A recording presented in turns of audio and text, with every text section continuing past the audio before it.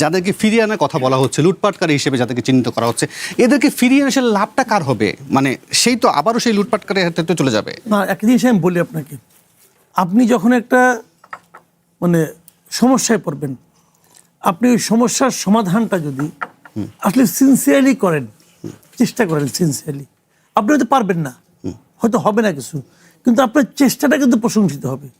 মানুষ বলবেন এই লোকটা চেষ্টা করতেছে, পারতেছে না সেটা অন্য সমস্যা থাকতেই পারে, কিন্তু আপনি চেষ্টাই করছেন ভুলভাবে, তখন মানুষের সন্দেহটা বেড়ে যায়।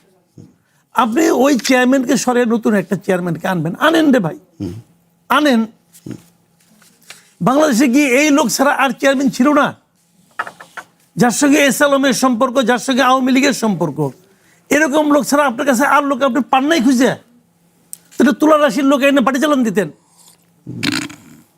আর কি বলবো আমি কি কিছু যোগ দিতে পারি? আপনাদের এত জ্ঞান, এক মানে আপনার মুস্তাকুর রহমানকে এনে বানিয়েছেন বাংলাদেশ ব্যাংকের গভর্নর, কি কারণে, কি যুক্তিতে কেউ জানে না, তারা বলেও না কিছু, বলার প্রয়োজনও মনে করে না কিছু। কেন মনে করবে না? আপনার কি জনগণের ভোটে আসেন নাই? তো জনগণের কাছে আপনি জবাবদিহি করবেন না? দেখেন, আমি বলে আগুন দিয়ে যে বলতেছেন উনি, মানে আগুনের কিন্তু আবার রকম ভেদ আছে। দোজকের আগুনের নাকি 70 গুণ বেশি তাপ। এটা দোজকের আগুন না হলেও এই আগুনের তাপ অনেক বেশি। আমি আপনার একটা ছোট্ট এক্সাম্পল দিয়ে বলি, ব্যাংকিং সেক্টরে কি হয়। আগের গভর্নর আহসান এস মনসুর কেবলমাত্র তার ব্যক্তিগত রোষের কারণে সে 5টা ব্যাংকে একত্র করছে, পার্সোনাল ছিল তার এজেন্ডা ছিল। ওই নজরুল ইসলাম মজুমদারের সঙ্গে তার একটা ঝামেলা ছিল যখন সে ব্র্যাক ব্যাংকে ছিল। ওই প্রতিশোধ নেওয়ার জন্য এক্সিম ব্যাংকে সে করতে হবে, দমাইতে। এক্সিম ব্যাংক তো ভাই একটা ভালো ব্যাংক ছিল, ওইটাকে খারাপ বানিয়ে অমুক বানিয়ে আপনি 5টা ব্যাংকে বানিয়ে সম্মিলিত ইসলামী ব্যাংক বানাইছেন। 75 লাখ গ্রাহক এই 5টা ব্যাংকের, 75 লাখ গ্রাহক। তারা এখন ফে করে রাস্তায় ঘুরতেছে, তারা তাদের টাকা তুলতে পারে না, মুনাফা তুলতে পারে না, এবং বলা হচ্ছে যে 2025 সালে যে মুনাফা দিছে ওটা নাকি ব্যাক করবে, ব্যাপার ওটা নাকি ব্যাংক নিয়ে নিবে। পৃথিবীতে একটা মানুষ ব্যাংকের কাছে যায় কেন? যারা এক্সিম ব্যাংকে টাকা রাখছে তারা কি নজরুল ইসলাম মজুমদারকে চেনে নাকি? তারা কাউকে চেনে না, তারা চিনে গভর্নমেন্টকে, তারা চিনে রাষ্ট্রকে। রাষ্ট্র এই ব্যাংকগুলিকে অনুমতি দিচ্ছে। একই সঙ্গে তারা ব্যাংকের রেপুটেশনও দেখেন। রেপুটেশন তো পরে দেখে ভাই, ওটা ভালো মতো বুঝেও না, গ্রামের লোক বুঝে না। তারা জানে যে এই গভর্নমেন্ট এই ব্যাংকটাকে অনুমতি দিচ্ছে। এর অর্থ হলো গভর্নমেন্ট তো অনেক ব্যাংক অনুমতি দেয়। গভর্নমেন্ট তো অনেক ব্যাংকে রাজনৈতিক সংশ্লিষ্টতা, রাজনৈতিক চাওয়া পায়, অনেক ব্যাংক অনুমতি দেয়। মানুষটা এত বুঝবে না। মানুষ বুঝবে যে আমি এই সরকারের উপর, এই গভর্নমেন্ট আমাকে, তাহলে সে সরকারি ব্যাংকে যাবে। সরকার তো, এই গভর্নমেন্ট কি করতেছে?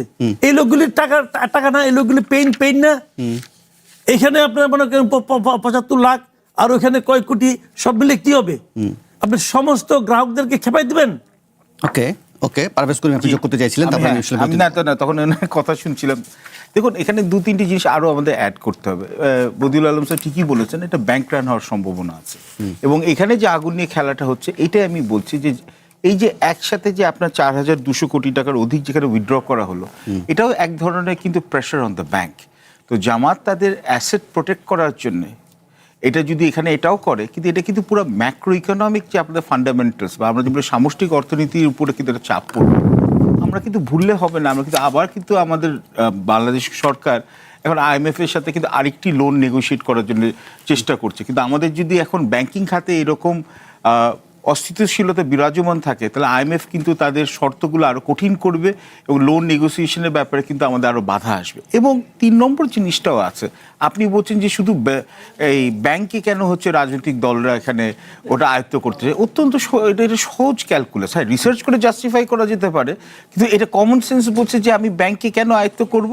যে এখানে হচ্ছে আমাকে যারা সাপোর্ট করে, বা আমার দলের যারা এখানে সাপোর্টার, বা আমার অঞ্চলের যারা সাপোর্টার, তাদের জন্য একটা চাকরি আমি সৃষ্টি করব, এটার জন্য আমি একটা ভোট পাবো, এবং আমি ওখান থেকে হচ্ছে আমার দলের লোকদেরকে আমি লোন দিব, এবং হয়তো দরকার হলে আবার কিছু, সবাই নয়, সুযোগ সুবিধা হলে আবার এখান থেকে কিছু টাকা এখান থেকে এসপার থেকে ওসপার করবো। এবং শুধু ব্যাংক তো খুলে নেই, শুধু আপনি রাজনৈতিক দলতে ব্যাংক খুলে নেই, NGO তো ব্যাংক খুলে।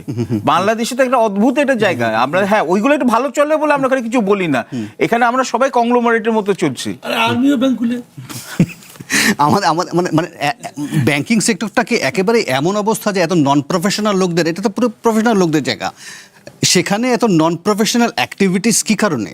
মানে এবং এর জন্য আমাদের নন পারফর্মিং লোন রেশিও হচ্ছে 32% উপরে, এবং আমাদের এই ব্যাংকিং সেক্টরটা এইভাবে হ্যামারেজ হচ্ছে বলেই কিন্তু আমাদের এই ডিপোজিটের আস্থা পাচ্ছে না, জি। এবং আমাদের ইনকাম ট্যাক্সে এখানে রেভিনিউ কালেকশন হচ্ছে না, আমাদের ক্যাপিটাল মার্কেট ডেভেলপ করছে না। কারণগুলো তো আমরা সবাই জানি, কিন্তু রাজনৈতিক উইলটা তো নাই। এবং তার সাথে সাথে হচ্ছে এটার সাথে ব্যাংকিং খাতের কিছু অসাধু এখানে হচ্ছে কর্মচারীরাও জড়িত হয়ে গেছে, তার সাথে রাজনীতি। জি, আমি একটা বিরতি নেই।